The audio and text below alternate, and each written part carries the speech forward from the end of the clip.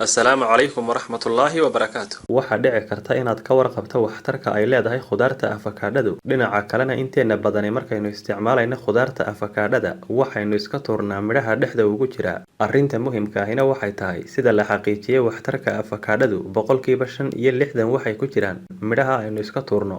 Waxaanad u isticmaali kartaa midhaha afakaadhada inaad ku karsato shaaha iyo cuntooyinka kaleba iyo inaad sharaab ahaan u samaysato oo aad cabto.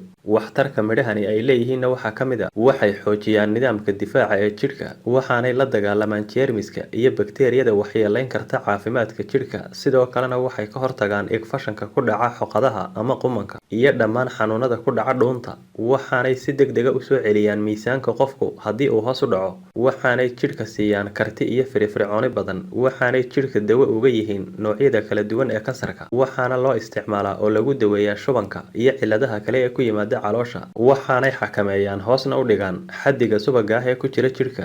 Waxaana loo adeegsadaa in lagula dagaalamo kolestaroolka. Waxaanay wanaajiyaan shaqada beerka. Dhinaca kalena iniyaha xabxabka ayaanay habboonayn inaad iyagana tuurto. Dhammaanteen waxaynu ka wada dharagsanahay waxtarka iyo faa'iidooyinka caafimaad ee uu leeyahay xabxabku ama qaruhu.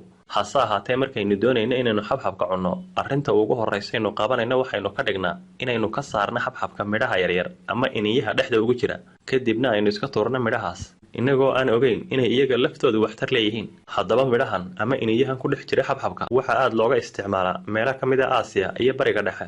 Waxaana midhaha ama iniyaha xabxabka ku jira xaddi sare oo borotiina iyo faytamiin B. Sidaas darteedna waxay wanaajiyaan shaqada joogtada ah ee jidhka. Isla markaana midhaha xabxabka waxa ku badan maadada magnesiumka, sidaas darteedna waxay yareeyaan khatarta dhiigkarka. waxaa kaloo ku jira midhaha xabxabka maadooyinka fosfoorka, xadiidka, potassiumka, nuxaasta iyo maadada sanadk iyo kuwa kaleba. Isticmaalka midhaha xabxabku waxay aad ugu fiican yihiin dadka qaba xanuunka macaanka ama sonkorowga. waxaana lagula taliyaa dadka qaba xanuunkaas in wax yar oo ka mid ah midhaha xabxabka ay ku kariyaan litir biyo ah una daayaan 45 daqiiqo. 45 daqiiqo kadibna inay dabka ka qaadaan, kadibna ay cabaan hal koob sidii shaaha oo kale. Dhinaca kalena isticmaalka midhaha xabxabku waxay wanaajiyaan xasuusta maskaxda, waxaanay wanaajiyaan caafimaadka wadnaha, waxaanay u fiican yihiin maqaarka sare ee jidhka. Qaabka loo isticmaalayana waa in wax yar oo ka mid ah midhaha xabxabka lagu kariyo biyo kulul, kadibna la cabo hal koob sidii shaaha oo kale, iyadoo la isticmaalayo weygiiba 3 jeer oo kaliya. waxaana baraarujin mudan midhaha xabxabku marka qaabkan loo sameeyo waxay yeeshaan dufankaasina uma fiicna dadka qaba gaaska. sidaa darteedna ma fiicna in midhaha qaabkan loo isticmaalo xilliyada cuntada aad cunto kadib amaba cuntooyinka la raaciyo. waana in isticmaalkooda laga dhigaa xilli aanad cunto cunin ama markaad cuntada cunto 2 saacadood kadib.